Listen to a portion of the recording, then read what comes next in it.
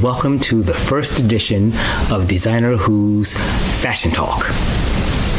Now, first thing I want to talk about is how we got started, how it came about. Designer Who is a fashion brand that's been around working under the scenes for a pretty long time. They have been developing and trying to perfect what it is that they do. They have a broad band of clothing options. They had a store up. Well, it's not so much a store, it was more or less a Facebook page that went sideways. I am a part of the Designer Who. I do a lot of modeling for the brand. I also do a lot of stuff behind the scenes also for the brand to help propel them to where they're trying to get to. It's a cool brand, a really cool brand, and they think out of the box, which is really, really, really cool. Some of the things that I'm going to show you from Designer Who's collections are really inventive, and they incorporate a lot of the styles that they do. They will incorporate things in keeping in mind of environmental concerns. The industry of the fashion industry, apparel, is very hard on the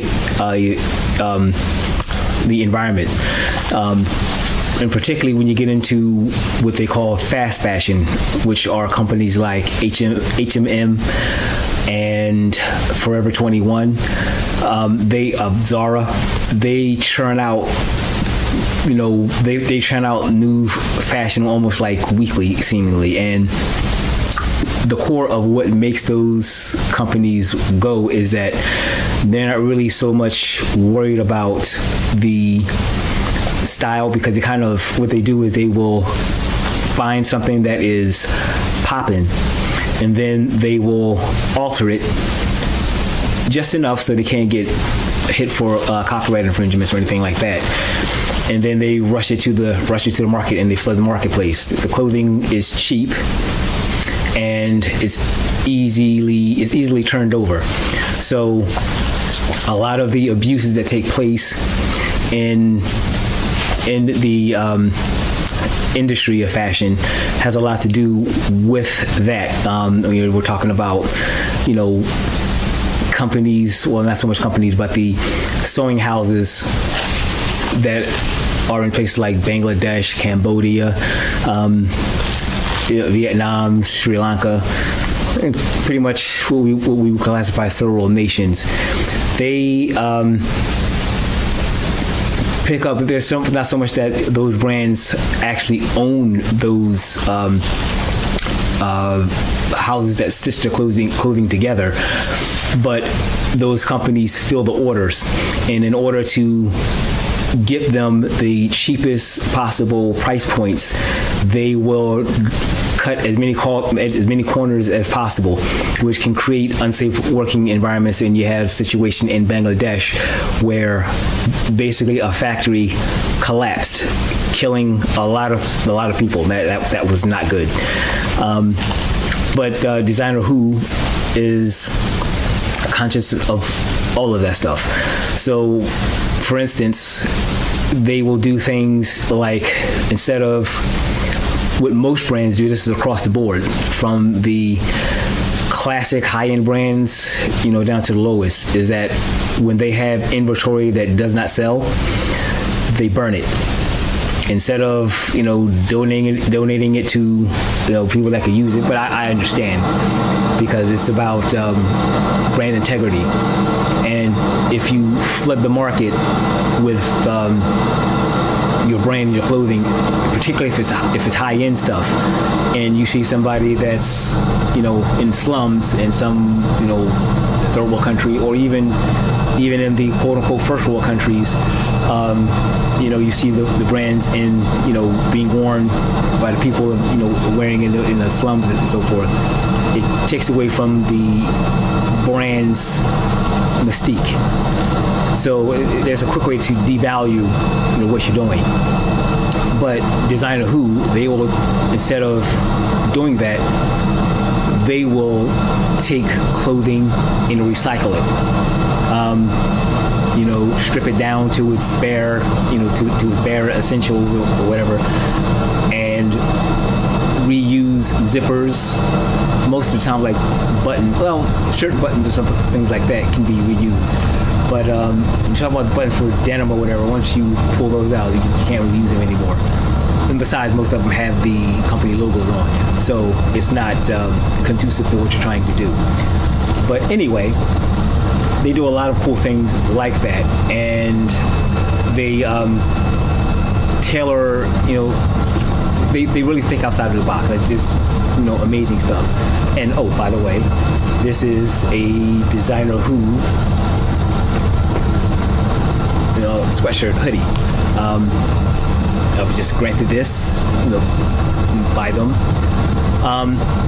Looking in early 2001, which is coming up soon, this online store will be relaunched. Before, they did it with the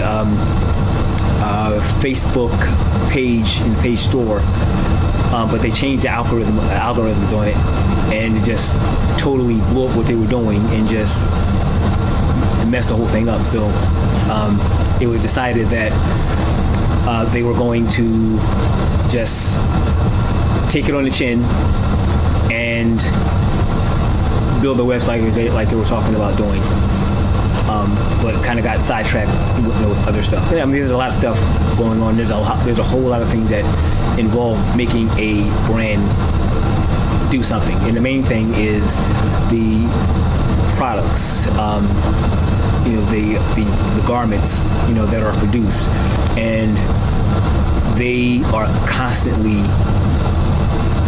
designing stuff, coming up with new ideas, even as, they've come up with, really banging concepts. I mean, their stuff is tight. High-end, high quality, it's tight. And they don't necessarily go with the standards of, fashion, fashion norms. They do their own thing. It's a brand that's, they just pave their own way. They create their own style. But what's interesting is that a lot of the stuff that they do is that, even though it's stuff that you've probably never seen before, and definitely won't see just anywhere else, if you paired it with current fashion, it works. It goes with what's current, at the same time being your own existing stylistas, so to speak. So they've got some really banging stuff going on, really banging stuff, and I'm so happy and proud to be a part of that. And I'm happy to that they allow me to be a pretty intricate impact on a lot of things that that they're doing. A lot of things that they're doing. That is just incredible.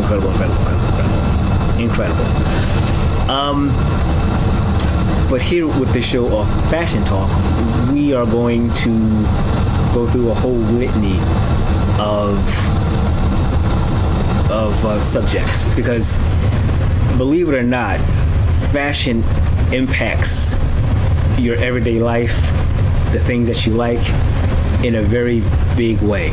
A lot of times when you reveal to people that you work in the industry, you do a lot of things within the fashion world.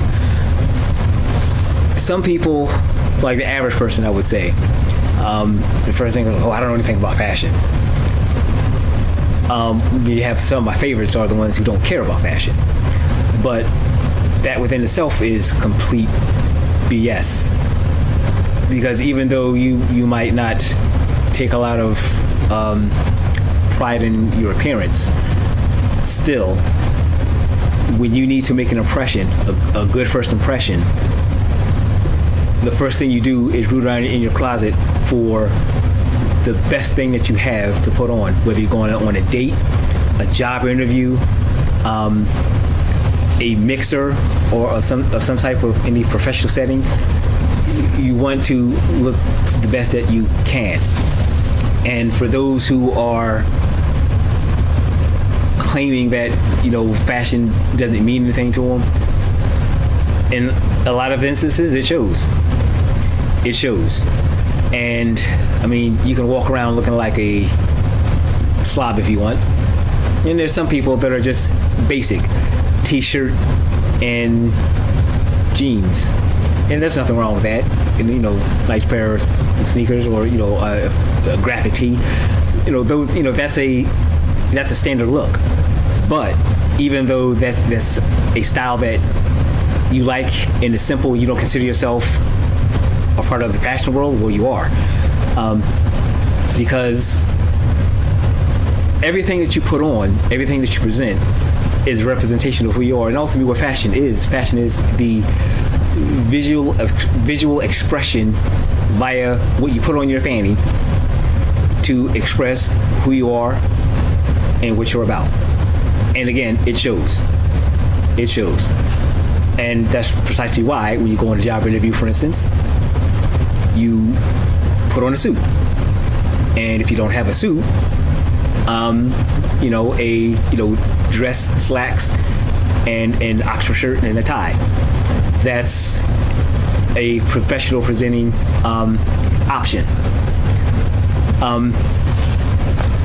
Fashion isn't something to be feared or turn your nose up at. I mean, there are a lot of aspects to it. And on the same token, that someone that is very superficial, that also shows up by what they wear.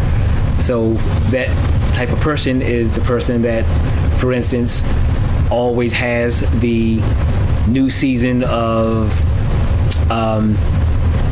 Prada shoes, Prada this, Prada that, or Gucci this, Gucci that, and you're clowning somebody because, that's the last season. You get with it. Nah. I also refer to those people as label whores. And a label whore is not someone that has great style. A label whore is someone who's basically dictated to by the industry. They're telling you what you should wear, how you should look, what's cool, what's not. That's not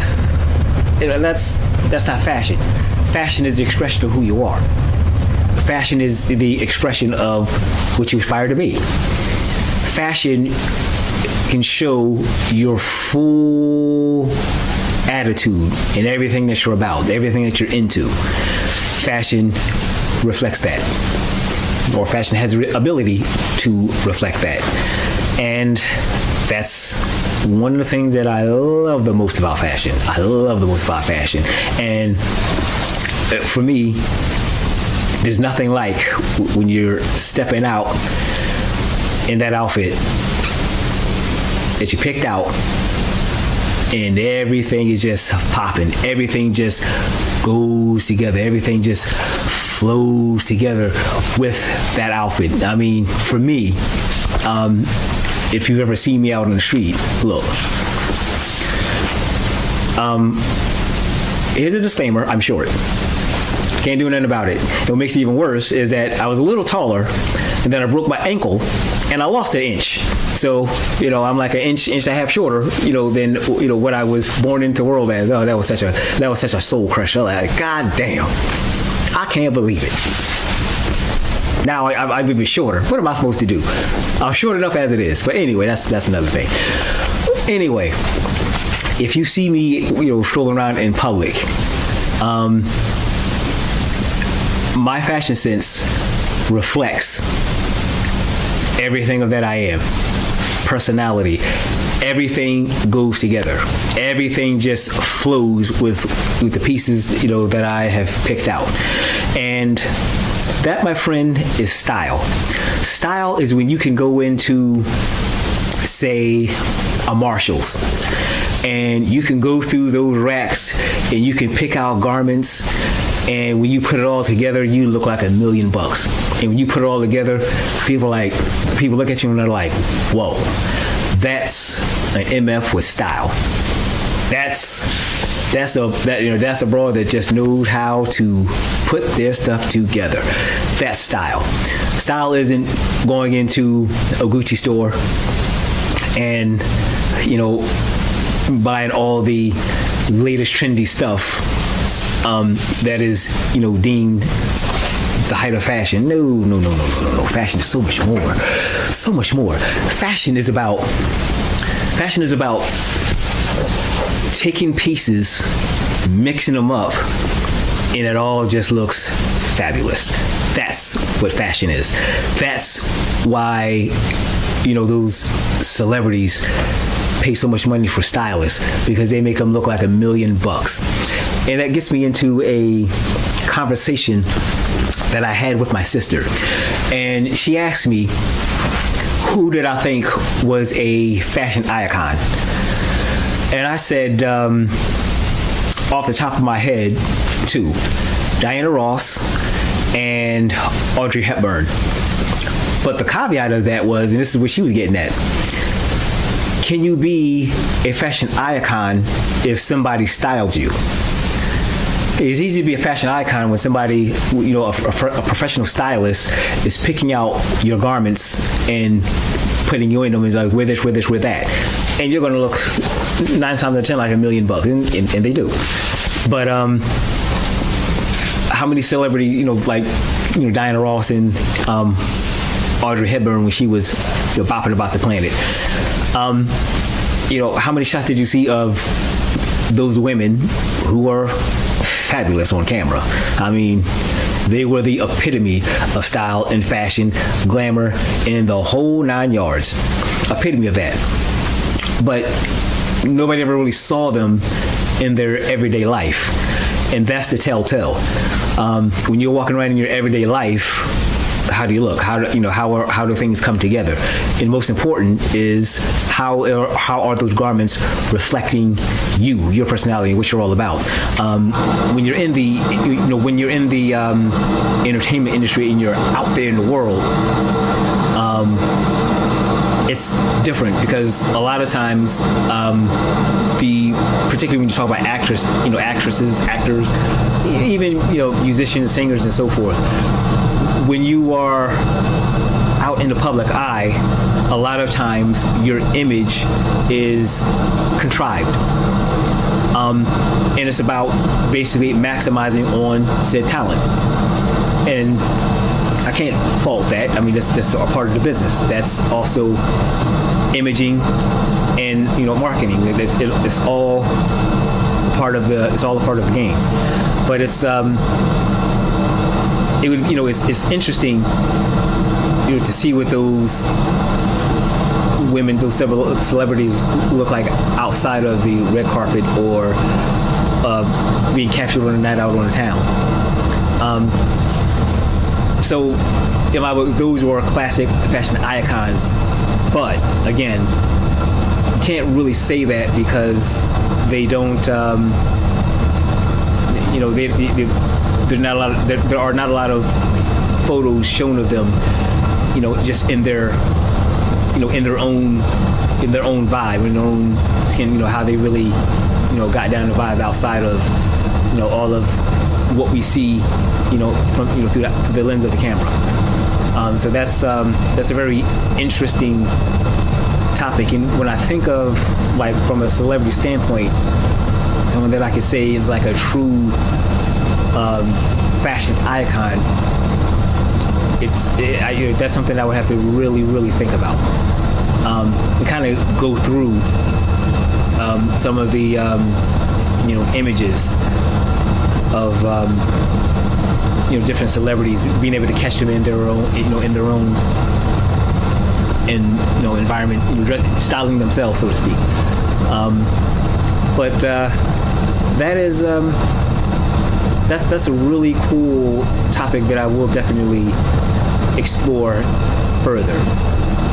Definitely. I have to say, oh, by the way, my name is JT. And my role in, for Designer Who's, I will cite as, right now, I'm like the main model, but that will change. And the main spokesperson also. As time passes, that will change, and there'll be other faces representing, this brand. It's an extraordinary brand. It's an extraordinary group. And the other thing that I like about them is that when they style things from the perspective of, we're not going to go with the status quo, which the it companies, this, that, and third. They will actually go out and seek out minority brand. I hate the term minority because I'm not minor to anyone. I am just as important as anyone else. But black-owned companies, they will seek out black-owned companies, and they will style their collections with those companies. And I will show a lot of the things that a lot of the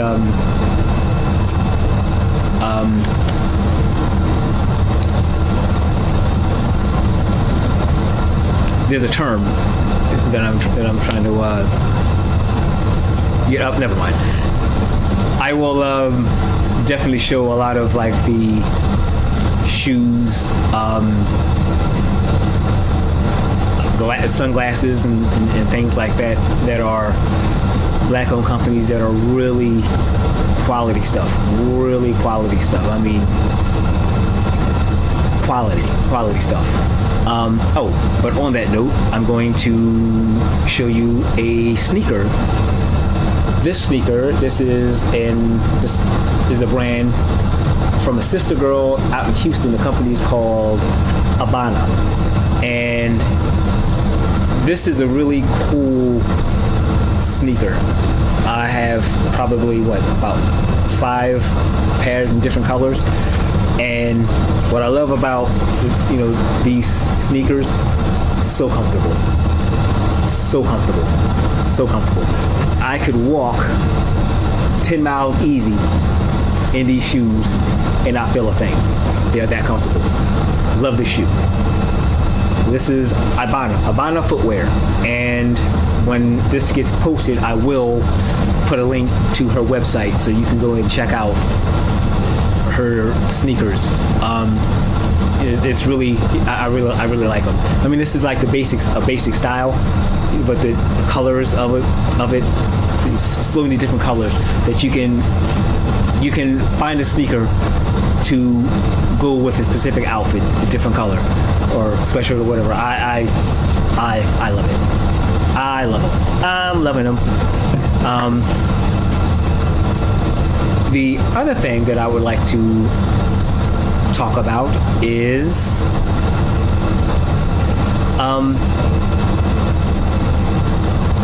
the impact that fashion has, because actually, whether you are aware of it or not, and this is I'm going to touch on the things of things of fashion that are currently in style that I don't like.